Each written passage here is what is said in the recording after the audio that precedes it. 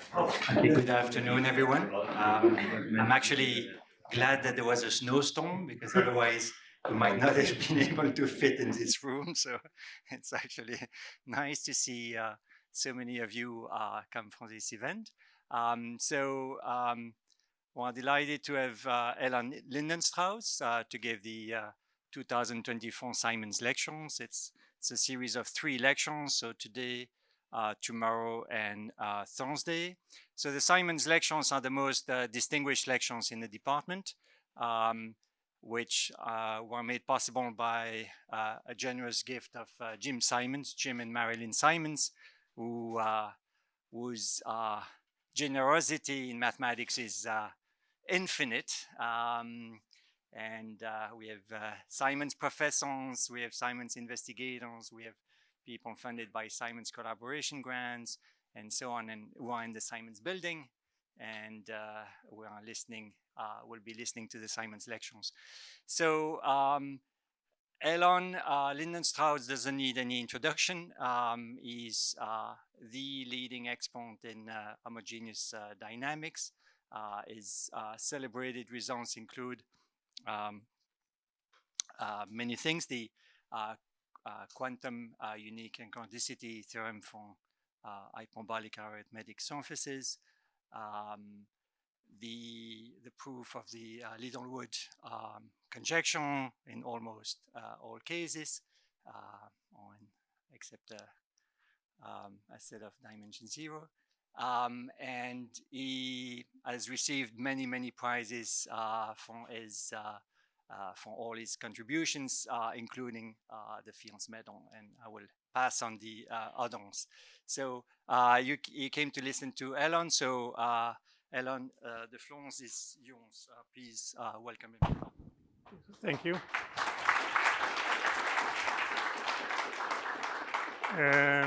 Just checking online, can you hear us?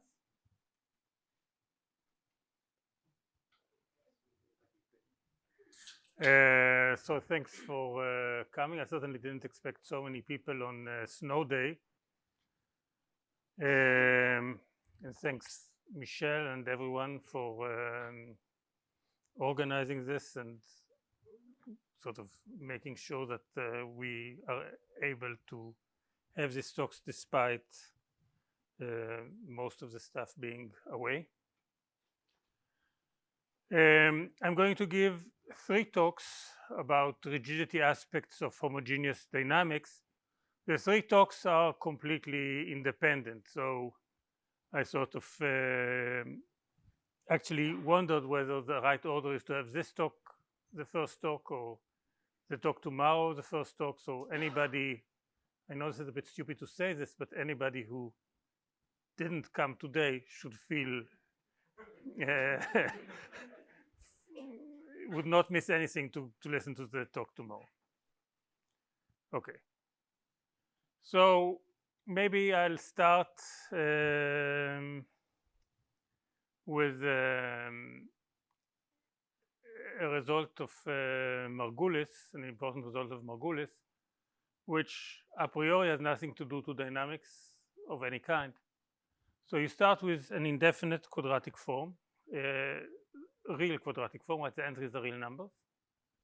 And if the entries happen to be not real numbers but integer values, and if you plug into the quadratic form the integer lattice, the integer points, then obviously if you take integers, multiply them, add them, you get integers. So the values this quadratic form attains as the integers is going to be a discrete set.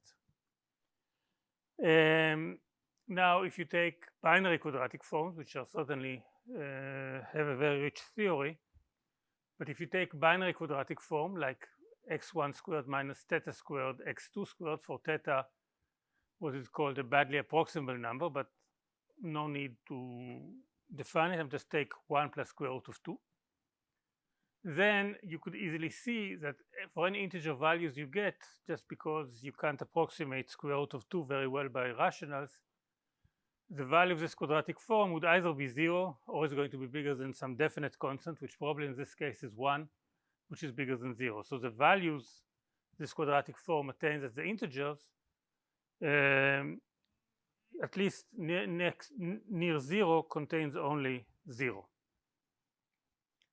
But Oppenheim in 1929 conjectured something which is sort of surprising. So the truth is that Oppenheim conjectured something weaker in 1929, and then it's probably due to Davenport later or Oppenheim later, but certainly, but anyway, to truncate, to simplify history a bit, let's say conjectured by Oppenheim in 1929, that if Q is an indefinite quadratic form in at least 3 variables, and if it's not proportional to an integral form, then the values it attains on the integer points is going to be dense, a dense subset of the real line.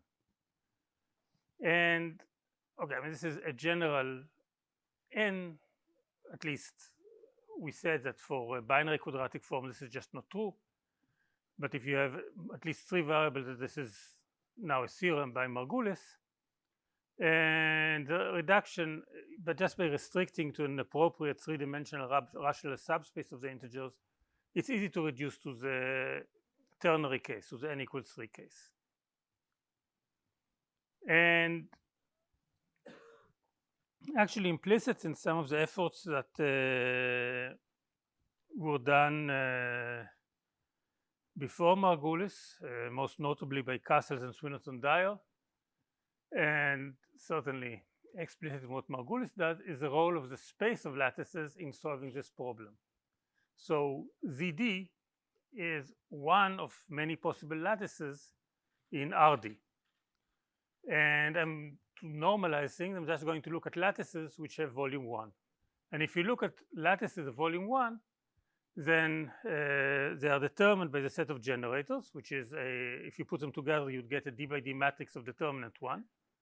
But of course, the set of generators is not unique. You could find different set of generators, and what this amounts to, the degree of freedom, is exactly encapsulated by dividing from the, okay, the conflict whether from the right or from the left, but I will divide from the right by the integer D by D matrices of determinant 1. And there's a nice topology on this space, which basically determines if you have a sequence of lattices, they tend to another lattice. If you could find generating bases for each one of these lattices in the sequence, and for the lattice you generate, you tend to, so that the generating sets converge to the limit. The space is not compact. It's actually easy to say when a subset of the space of lattices is pre-compact, which is the same thing as bounded. A subset of a space of lattices is bounded if and only if there is some delta, fixed delta positive, so that every lattice in the set, every vector except the 0 vector in this lattice has size at least delta. This is known as Mahler's criteria. But despite being a non-compact space, it's still not a very large space. It has a finite SLDR invariant probability measure, so you could certainly talk about a random lattice. There's no way to talk about a random integer, it sort of doesn't make sense, but a random lattice certainly makes sense. And then, so how did Margulis attack this problem? You start with an indefinite quadratic form, not proportional to an integral form. You could rescale the quadratic form so that the determinant of the associated matrix is 1. Then you could present the quadratic form as some fixed form Q0 of signature 1, 2, composed with some element of SL3R. Right? So any quadratic form determinant 1 can be presented this way. And then instead of looking at a variable, or at least given to you by an adversary quadratic form, and then looking at the value it gets at the integers, you could take your favorite quadratic form. For me, the favorite quadratic form is this quadratic form over here, 2xz minus y squared, and plug in a lattice that you get by applying the same matrix G that you had here, plugging it and applying it to the lattice D3, you get another lattice of volume 1. Now, what is slightly maybe inelegant is that you give me a specific quadratic form, this G is not uniquely defined. I mean, it's actually defined up to a degree of freedom, which is a group of elements which fixes my quadratic form. And I said it's not so elegant, etc., but I mean, actually I was meaning the opposite. That's what we live out of. So if you don't like the lattice lambda, you could replace it by any other lattice which you want, as long as, I mean, by not any other lattice, but any lattice you can get from it by multiplying the element of this group, this non-compact group that preserves the quadratic form Q0. And maybe let me convince you that this group is actually a large group, so that you actually have a richness of lattices you could use to try to study the values of the quadratic form at this lattice. You could take, for instance, I mean, if you remember my quadratic form here, it's here, you could certainly multiply x by something and divide z by the same thing, and you're not changing the quadratic form. Slightly more tricky, but you could use this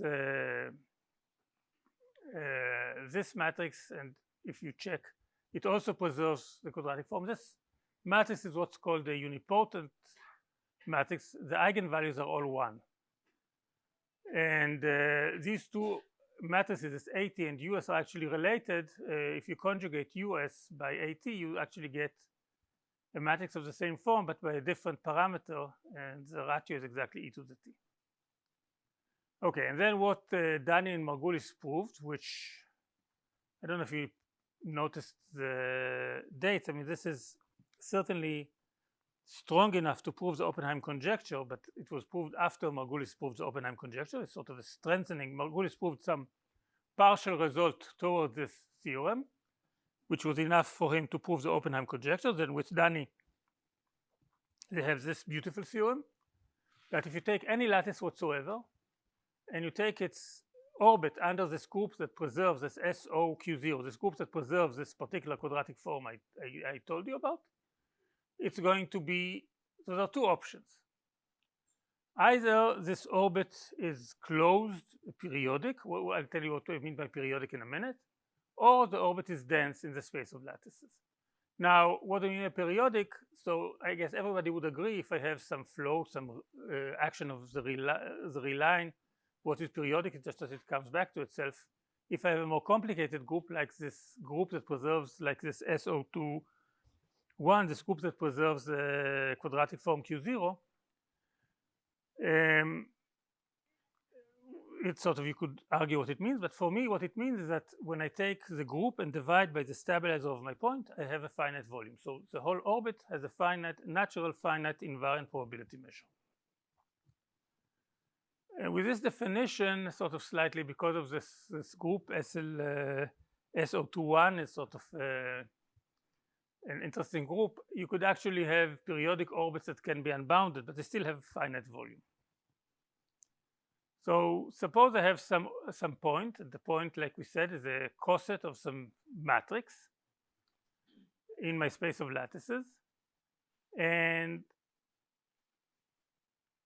what does this mean for its H orbit to be periodic? Now, remarkably, what it means is that this corresponding quadratic form is exactly proportional to an integral form. And let me hand wave and explain why this might be true. So if this orbit is periodic, this means that somehow if I have many elements of H, I multiply this lattice, I would get the same lattice. But of course, it's the same lattice. It's not the same as an element of SL3R because I have this degree of freedom that I could change bases. So basically, it means that there are many elements in SL3Z, so that when conjugated by G, they are inside my group H. And again, if you translate this, this means that there are many elements in SL3Z, many elements in SL3Z, so that my quadratic form Q, which is this Q0 composed with G, is preserved by gamma. And if there are enough of these gamma, this is basically if you look at it as an equation, the coefficients of Q, this is an equation, a linear equation with integer coefficients. If there are enough to determine Q up to a constant, then certainly the solution Q would be proportional to an integral form. So that's why it's true that being a periodic orbit of H is the same thing as being proportional to an integral form.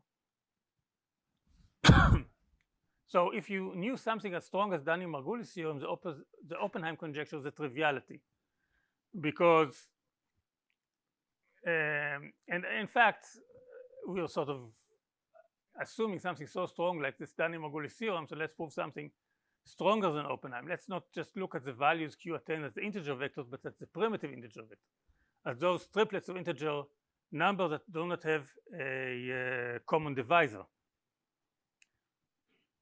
So suppose I have some quadratic form which is not proportional to an integral form, and you attach to it, you find from it an element g, and then from that you could get a lattice. Then because it's not proportional to integral form, its orbit under SO21 is not periodic. And then by Dani-Margulis theorem, this orbit is dense. This means that if you have your favorite quadratic form Q1, which is not my favorite quadratic form, you have your favorite quadratic form, then I can sort of basically look instead of this quadratic form Q, which is Q0 composed with G, I look at the same quadratic form because H just fixes Q0 HG, maybe applying some element gamma. This would be I could get this thing here because HG gamma can be close to anything. I could get this to be close to my favorite quadratic form. So the values I can get at Q as the integer vectors contain anything that any quadratic form can attain at an integer vector, at a primitive integer vector. And yeah, it's sort of very easy. If I want to construct an integer form so that in its given, for instance, for the vector 1, 0, 0 attain a value, this is something I can do. So that's sort of why you can show that the set of values Q gets at primitive integer point is dense. Now, shortly after Dani and Margulis proved their density theorem, Marina Ratner proved some remarkable generalization and extension of these results. So you take, Ratner liked to work with Lie groups, I like to work with linear algebraic groups, so I'm giving the talk, so we'll talk about linear algebraic groups. So something like SLNR or SL2C or something like that. And I already told you what it means for an element in the group to be unipotent. Basically means that over the algebraic closure only one is an eigenvalue, or in other words that U minus 1 as a matrix is nilpotent, and then the group is unipotent if every element of it is unipotent. And here are two examples. We already encountered one inside SL3R. There's even a simpler one inside SL2R. This group here plays a key role in the proof of Oppenheim. These are examples of one parameter unipotent groups. And Ratner proved some three theorems which are very strong theorems about the orbits of unipotent groups. So G is a linear algebraic group, gamma a lattice, and if I have a group H which is generated by one parameter unipotent groups, then every orbit closure is very nice. Every orbit closure in general, if you look in dynamical systems, an orbit closure, you have these fractals. You probably saw these pictures from, I don't know, some kind of butterfly effect or something. There are these very beautiful pictures but of complicated fractals. But here every orbit, periodic orbit, is very simple. It's just every orbit closure is very simple. It's a periodic orbit for some group, and of course it has this group cannot be bigger than the group that the world we're living in, and it cannot be smaller than the group I'm acting with. So there's one subtle point here is this word periodic. This closed orbit is automatically going to have finite volume. And then another theorem, which Ratner called her measure rigidity theorem, is that if you look at a measure on my space on G mod gamma, which is invariant under this group and ergodic, which means that I cannot present it as an average, non-trivial average of other invariant measures, then my measure is a uniform measure on this periodic orbit like you got here. And this is measure rigidity, and I guess the glue that allowed Ratner to connect so Ratner's strategy was to prove first the measure rigidity theorem and then prove the orbit closure theorem, and the glue that allowed her to go for one another is this distribution rigidity theorem, which is I think, extremely interesting in its own right, that if you look at a one parameter unipotent group and you take these ergodic averages, so there's average from time 0 to capital T of some reasonable function, maybe continuous functions which are bounded. So some reasonable function you're averaging, it converges to the average of the function on a periodic orbit of some group. This periodic orbit is exactly the orbit closure of the orbit. In particular, my point x is inside this orbit closure, inside this periodic orbit. And I mean, if you see this, you sort of think, this is just the pointwise ergodic theorem, the Birkhoff ergodic theorem, which is certainly a theorem that I love very much. But the Birkhoff ergodic theorem is much weaker. The Birkhoff ergodic theorem tells you that these ergodic averages converge to what they should, actually, the average on the whole space for almost every point. Almost every, and this is the point I'm going to stress in the second talk, almost every tell you nothing if somebody gives you a particular quadratic form. I don't know, x squared minus square root of 2, y squared minus square root of 3, z squared. Knowing what happens for almost every point tells you nothing about that particular point. So Ratner is much, much stronger. And there's a variation of the theme by Nimi Shah, which basically says that suppose you have a unipotent group, and if your group is semi-simple, there would automatically be somehow two other groups. You could basically get the generator. So you have a unipotent group, which always you could write as the exponential of the parameter times a nilpotent matrix, which is in the Lie algebra. So you could actually complete it with two other elements in the Lie algebra to get an SL2 triplet, some triplet which satisfy these conditions. And then if you have a nice function, you could, instead of averaging over a very long piece of unipotent, you average over a fixed unit unipotent, but then you also apply some big element of the diagonal group. And I guess it's still, actually, if you unwind things, it's still an average over a long unipotent orbit, but it's an average over a long unipotent orbit, not at the original point I started with, but at this point I started with shifted by an element of the diagonal group.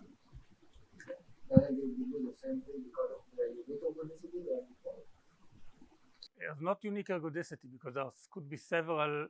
So if you had unique ergodicity, who asked this question? If there is unique ergodicity, then certainly one follows from the other immediately. But I didn't assume that there's unique ergodicity. There might be many periodic orbits. So this, in general, if you have a system with even two invariant measures, orbits could behave very strangely. They could sort of go from one to just a system which basically has those two fixed points. An orbit could go from one to the other in some complicated way. That's sort of certainly not something that happens for a general dynamical system. These unipotent flows are magical. This sort of, I don't really want, but some kind of steps in the proof of Shah's theorem from Ratner's theorem. You start with these things that average over this shifted orbit. So take a unit orbit in the unipotent, then you shift it. You take these measures, you sort of take a limit. You assume that there's some subsequence which converges to a limit. It would be sort of useful to know that this limit is not going to be, I mean, the space is not compact, so this limit hypothetically could be the zero measure. So you have to somehow convince yourself that any possible limit would be a probability measure for this, or sort of an important non-divergence result of Margulis and Dani-Margulis. You use Ratner's measure classification to sort of basically understand that the limit has to be countably many pieces. Each piece is supported on some subvariety, and then you somehow need to rule out limiting measure giving some positive mass to one of these subvarieties. That's sort of a very rough cartoon description of a proof of Nimi Shah's theorem. Now,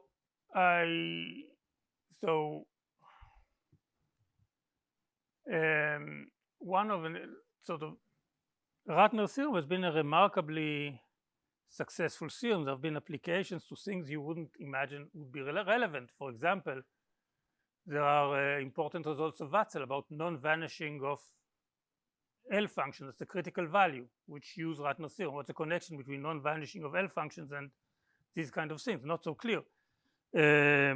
Various results about statistical physics, which were sort of open for many years, so people had partial results. Then Jens Markloffs and collaborators sort of settled the problem completely by just applying this powerful tool of Ratner's theorem.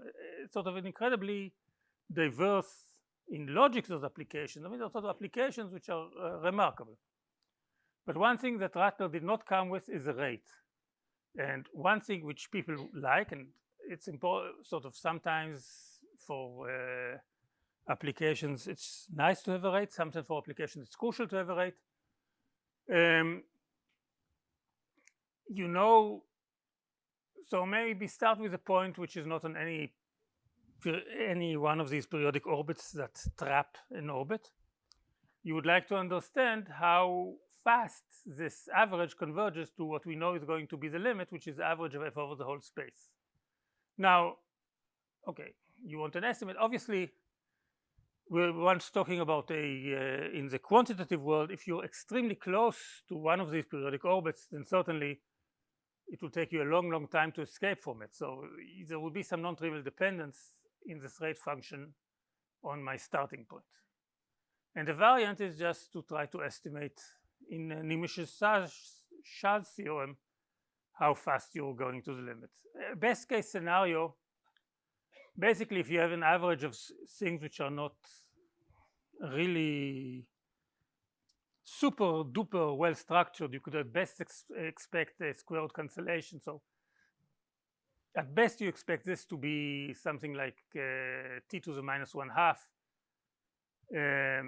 At best you expect this to be some e to the minus constant times t. I guess I should put here, maybe alpha is negative. So this is an important problem, and there's sort of been a lot of research over the years about this problem. One case which is sort of has been well understood for a long time is a case where the unipotent group is what's called horospheric. It's the full group of elements which are contracted by a fixed element A. So if you are, this is some horospheric group, so it certainly is going to be a unipotent group, because if you have a matrix and you conjugate it, you're not changing the eigenvalues. And if without changing the eigenvalues you converge to the identities, then obviously all your eigenvalues are going to be 1. So any horospherical group is unipotent, but not every unipotent group is horospheric. This, for instance, is an example of an horospheric group, 1st11, and this, for instance, is an example of a non-horospheric group. Even though both are 2 dimensions inside SL3R, this group is relatively easy to understand how its orbit behaves in a quantitative way, and this one is relatively hard. So for spherical orbits, quantitative results were known for some time. So there's sort of a work of Sarnak from 81 and Burger from 1990 and Kleinbock-Margulis. I think Dima is listening to the talk from 96 or 2012, but in truth it's based on Margulis' thesis, which is, I don't know when Margulis' thesis was, but certainly before 96. There's the work of Flaminio and Forni, beautiful work. There's work by Venkatesh, by Strombergson, by my former student Asaf Katz, by Taylor McAdams. Sort of various, there's certainly a lot of interesting things done in that direction, and it's sort of related to the work of about equidistribution of Hecke points by Clausel or in Ulmer. So you could definitely have lots of quantitative results in the case of the spherical results. There's another type of results which I think has been underexploited. I think these are sort of important results that would have should have many nice number theoretic applications. Deal with the special case where you are looking at orbits of periodic orbits of a semi-simple group. So maybe you are looking at orbits of SL2R inside a much bigger group that happen to be periodic. So then there's sort of a work by Einzidler, Margulis, Venkatesh, and Einzidler, Margulis, Mohammadi, Venkatesh, and by other authors. And sort of here you could use, because okay, I'm assuming that the lattice is going to be a congruence lattice, then you could use some powerful number theoretic spectral results like Selberg's 3/16 theorem, which, okay, it's not a new theorem, but it's sort of an extremely powerful result. And finally, there were some works in cases which are not orospheric but related to orospheric. If you have semi-direct product and you have a unipotent group that projects to orospheric in the semi-simple part, then there are results of Strombergson, Vische, Wu and Kim. These are beautiful results. It's related, the whole, if you really want to talk about quantitative equidistribution, these things are also related to results of Bourgain, Fuhrman, Moses, and myself, and Wei Kun He and the Zaks, which talk about random walk on Torah. And in fact, William King, one of his insights was that you could apply this kind of technology to this kind of questions. But in the semi-simple case, there was actually sort of no progress. And this is the first quantitative equidistribution result of with any rate in this kind of spaces. So if you take SL2C or SL2R times SL2R,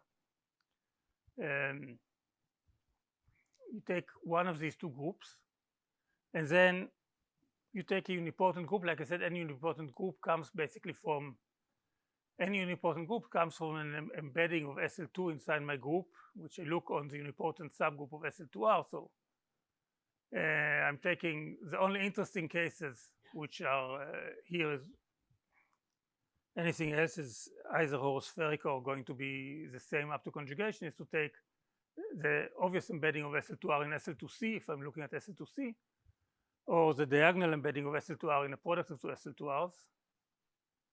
And then I have a unipotent group, a diagonal group. I have the image of my SL2, which is isomorphic to SL2, and I have a arithmetic lattice. It's not written on this slide, but gamma is an arithmetic lattice, not necessarily congruence, but an arithmetic lattice. Then for any smooth function on G mod gamma, either I am close to the average, this Nimisha type average is close to the average on the whole space in a way which depends on the Sobolev norm of F, and exponentially on a parameter which you could think of as being t, but it's not quite t. Maybe think of it as being t over 100. Or my point is extremely close to a periodic orbit of small volume. So there's a trade-off here, which, like I said, I mean, you have to somehow compensate for the fact that points which are very near a periodic orbit would not be equidistributed. And if you are, so if you want some given rate here of equidistribution, then you need to disallow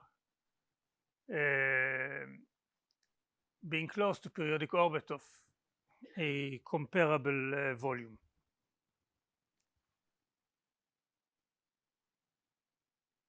And now there were extensions. So I think Lei Yang was here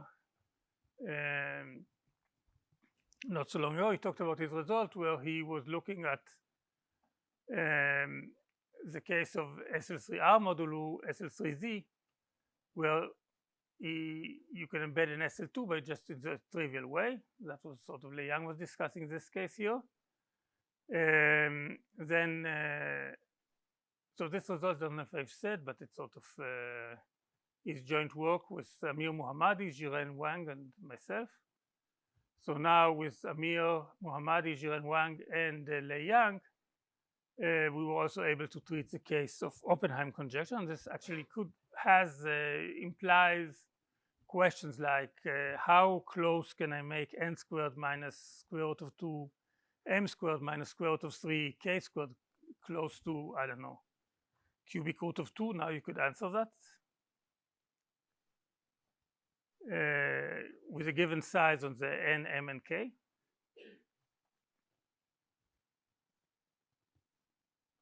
this is going the wrong way, sorry. But I would like to make one remark here, which so from this theorem that I gave, one could also deduce a theorem, quantitative equidistribution theorem, regarding the deviation of these averages over a one parameter unipotent flow, in these cases that we know how to handle, to the average value. But it's not like in Nimish-Shah's proof, he started with studying with the study of Ratner of these kind of averages and deduced what happens for the kind of averages he was considering. We are somehow working directly with this unit interval in the unipotent group and then shifting it. And why am I making a big point out of it? Somehow, if you actually look at the theorems in our paper, the theorem for these unipotent averages is much more complicated, not because we had some technical conditions, but because the real obstructions are much more complicated. It's a much more complicated story. The things are much more elegant if you look at the averages like Nimish-Shah did. And this, even if you don't care about quantitative things, on the qualitative level, just, it's not that I'm saying, so what I'm saying now about a billion differentials of spaces of flat surfaces, that's pure speculation. But even on a, but the sort of Ratner theorem inspired a lot of work about Ratner type results in the space of flat surfaces or a billion differentials.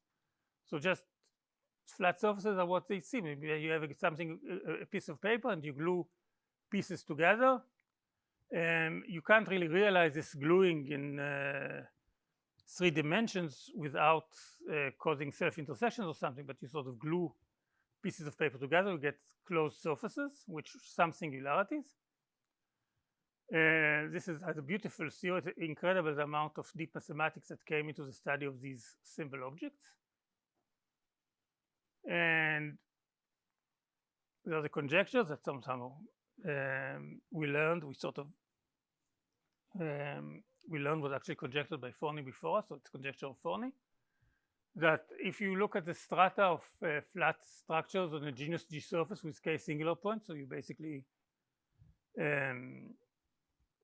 you take one of these gluing instructions that you find in a cereal box, and you sort of have a particular kind of singularities, the number of angles where the things don't add up to 360 degrees, but 360 degrees times some number, that's going to be k, and in each one a singularity that the total angle is 2 pi ni plus 1, so the sum of ni by some version of Gauss-Bonnet is going to be twice the genus minus 2. Then if you take this kind of Nimish-Shah type averages, you would converge to the average of f with respect to some SL2R invariant measure. These SL2R invariant measures were, I wouldn't say they were exactly classified by Esken Mirzakhani, because there's beautiful work going on right now following Esken Mirzakhani, trying to see exactly which measures exist. But Esken Mirzakhani showed that such measures are essentially have some nice structures. They basically come from linear spaces in this partial, in this piecewise linear structures that you have on the space of flat surfaces.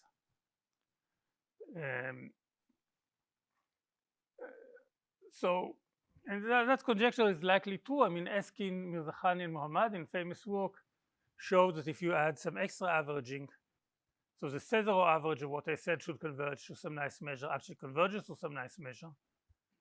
But the point I'm trying to make, so I was telling you that for this quantitative equidistribution results, and if you just measure centimeters in the paper, just a second, if you measure centimeters on the paper, the centimeters you need to state the theorem for Nimish-Shah type arguments are need less centimeters than you need to specify the analog of Ratner's theorem. And in this case, this is probably true what we stated. The conjecture is, I don't know how to prove this conjecture, but it's probably true conjecture. If you look at the averages like in Ratner's paper, they just don't behave nicely. I mean, Chaika, Smiley, and Barak Weiss have examples which sort of basically contradict any kind of nice behavior for this. So there's sort of a real difference between them. You ask a question. I guess the theorem of asking is the kind of commodity that doesn't fall within Ratner theory because it's not homogeneous dynamics. It's not homogeneous dynamics. It's just it's not homogeneous dynamics. It's not sort of you need to actually put. So it was the theorem was inspired by Ratner's work. The proof was inspired by work in homogeneous dynamics, but it's not in homogeneous dynamics. It's it's a hard 200-page paper that basically uses everything under the sun. I mean, the measure classification result, and then the measure classification result is by Eskel and Mirzakhani, and then with Muhammadi you have this sort of analog of deducing what I said Ratner did of deducing orbit closures from orbit classification or something. That's what they did. I wanted, so okay, so the theorem that I stated is sort of, I think, should have quite a few applications. This case of dynamics in SL2C mod gamma that sort of corresponds to hyperbolic 3 to this theory of hyperbolic 3 manifolds. That's sort of certainly a very rich theory.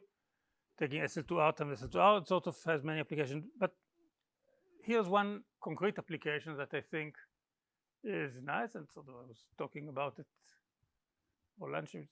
Maybe might even have some applications to analysis, who knows. It's just about two-dimensional lattices. So you take a two-dimensional lattice and you look at the norm squared of elements of the lattice inside some fixed interval. Okay, and that sort of, you look at this this set, let's call it n of t. It's, of course, we know roughly how many elements. That sort of, if you wish, that's a baby case of Weylo, because you could think of these square values of vectors in a lattice as being the eigenvalues of the Laplacian, the eigenvalues of the Laplacian on the lattice, on the torus you get by quotienting R2 by the dual lattice to the lattice lambda. So if you think of it as a baby version of Wiles' law, or you could just think of it as a number of integer points in a big circle, not integer, but lattice points in a big circle. Any case, it's basically, so I'm sort of eliminating the trivial multiplicities, because if you have a vector minus a vector has the same size, so basically you should have something like half pi t vectors with you could the sort of Gauss problems that you could, how good you could make the error term, but certainly t to the half is a triviality. And if you wish, the Berry-Tabor heuristic about eigenvalues of complete integrable systems are that these values should basically behave like Poissonian random variables. So unlike cases where you have eigenvalues of a complicated unitary matrix you don't understand, which sort of would tend to repel themselves, here the eigenvalues wouldn't mind being close together. They just sort of just seem like a Poisson process. Various statistics you could make to check if something is a Poisson process. One statistic is a pair correlation. You could look from these constant times t numbers that we have. You could look at the number of pairs where the difference is in some fixed interval. So the number should be roughly the number of elements you have, and then divided by the range of the difference, and then the size of the interval I'm trying to get. So roughly you should expect something like this many elements in the set. And okay, this is sometimes true and sometimes false. If you have a rational tori, if you have the integer tori, then obviously you'd have lots of multiplicities. You could write a number as the sum of two squares, at least some numbers, in very many ways. So, but and if you're very, very close to a rational tori, it's also going to be false, even if 0 is not going to be inside the interval I'm looking at. But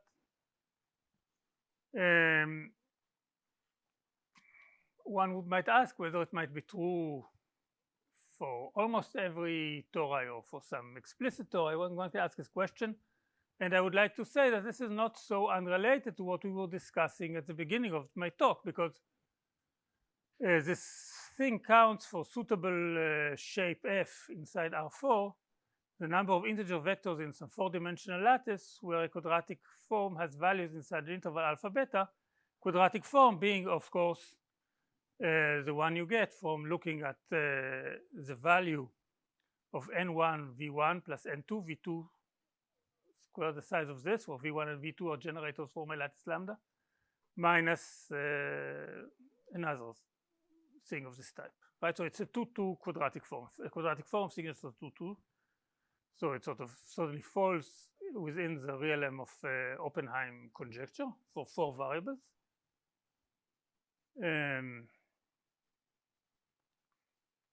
And then you have to be, so if I take just one of these two, so I'm talking here about difference of two quadratic forms, if you take one of them, I get a nice quadratic form, binary quadratic form, positive definite, has 3 coefficients, and I'm going to rule out things which are Liouvillean close to being rational. So basically, I want for some a, could be a million, I don't want to be able to approximate both b over a and c over a simultaneously by rationals super well. And then it's sort of an Annals theorem of Eskin, Moses, Margulis, and Moses, that if this quadratic form is not extremely well approximable, and if 0 is not in my interval, then the pair correlation function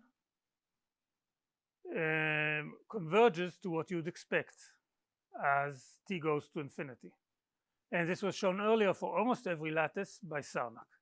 But as I sort of mentioned, almost every, or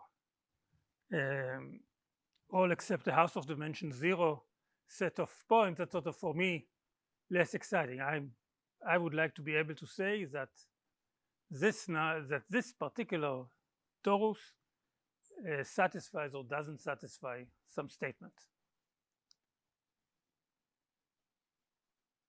Now, you could look at a quantitative statement. So you want to sort of look at the pair correlation, and maybe, so if you look at the quantitative statement, then you could basically maybe vary the interval that you're looking for. You could maybe increase the interval or decrease the size of the interval. You could try to see pairs of eigenvalues which are close to within, let's say, t to the -1/10 or something. But when you try to quantify, you get a new phenomena. It's actually, so you look at this pair correlation function, the number of pairs of eigenvalues which are differences is in some interval beta and alpha, and you compare it to what you expect. If it happens to be bigger than some fixed,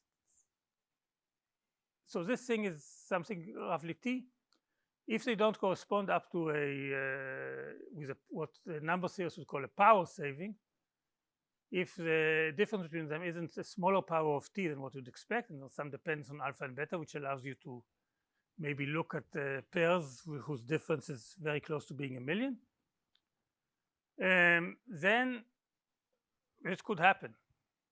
But it happens for a concrete reason.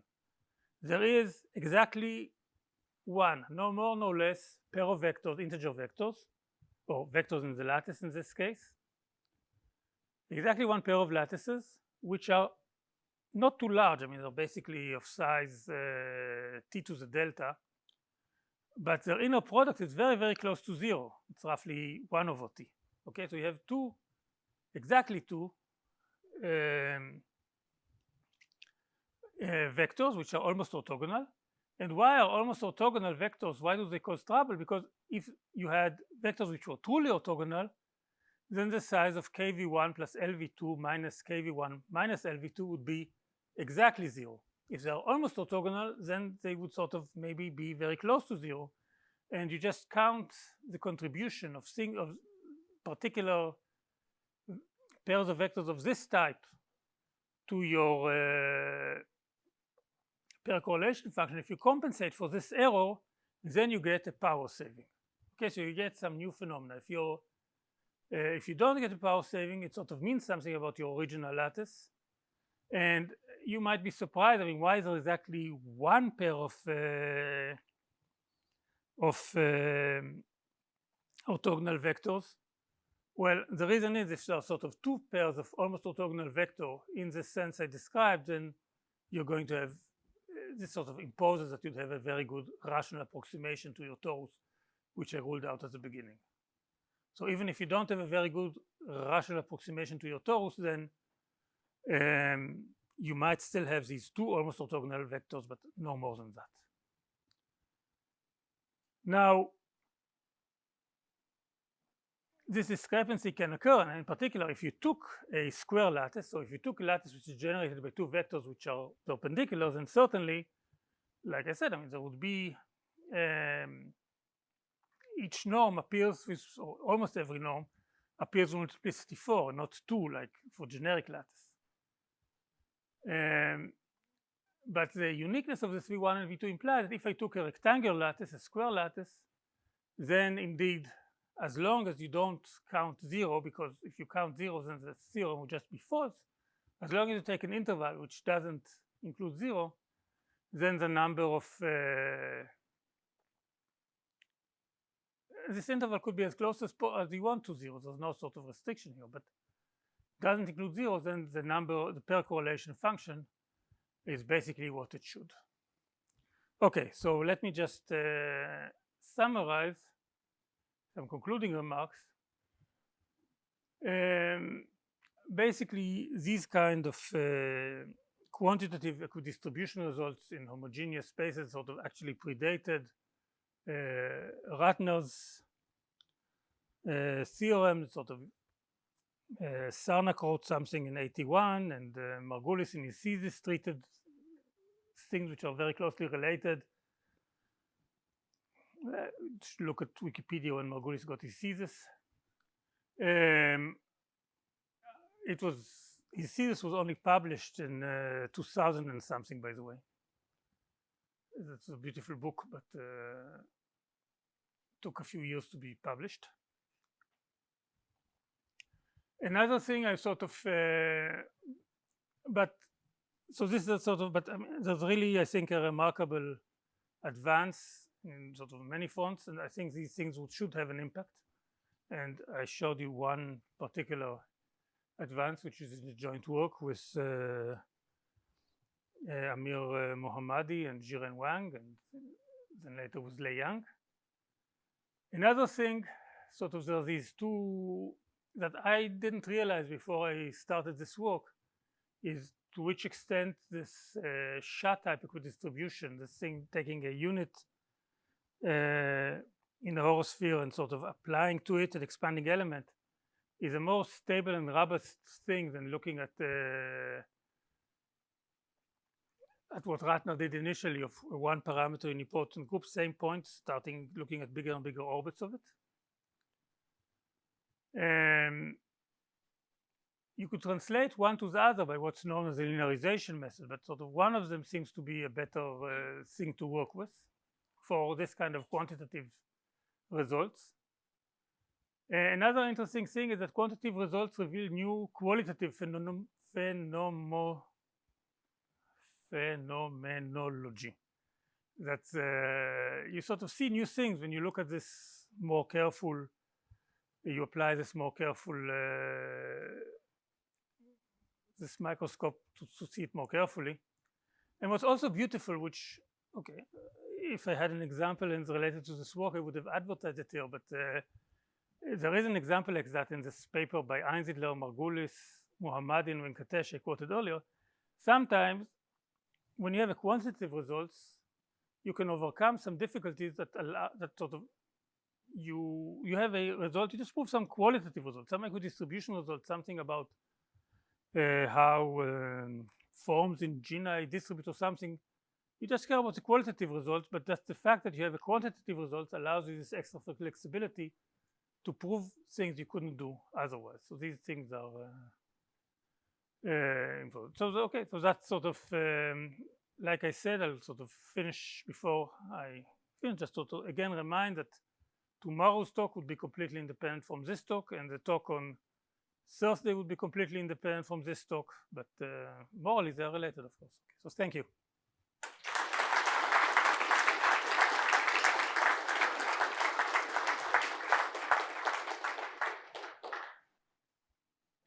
Any questions? And if there are questions, if you could repeat the question after that.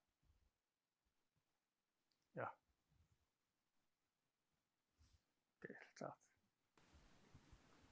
So you mentioned Selberg's 3/16, and I was wondering, is it just the 3/16 being bigger than 0, or would you say like Sarnak's improvement, or if you assume the eigenvalue conjecture C?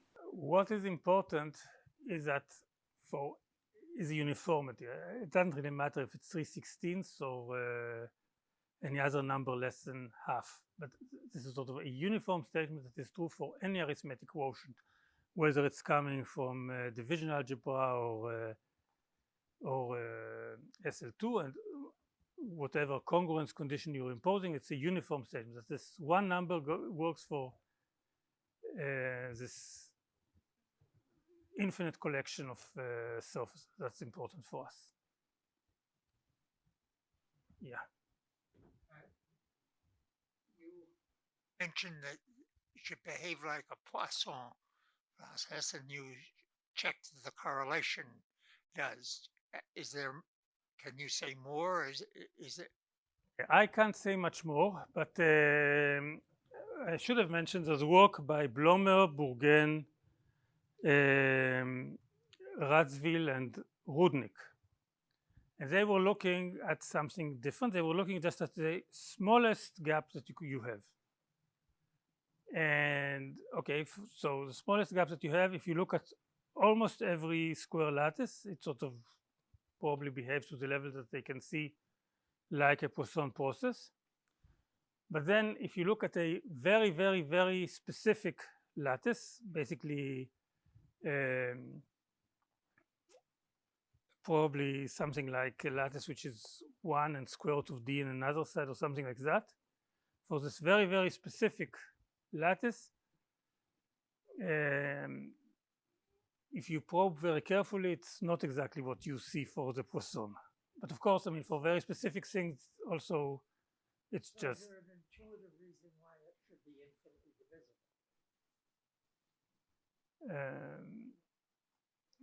I mean, the one statistic that I could look at is the pair correlation. I mean, I don't have much more insight that somehow. It's an interesting question, but that's sort of what I know. Again. In your theorem about quantitative equidistribution in SL2C, you needed the lattice to be arithmetic. Why do you need it? And is it possible to prove something in the non-arithmetic case? Okay, so we have a statement, something in the non-arithmetic case. So there are sort of, we proved two cases, SL2R times SL2R and SL2C.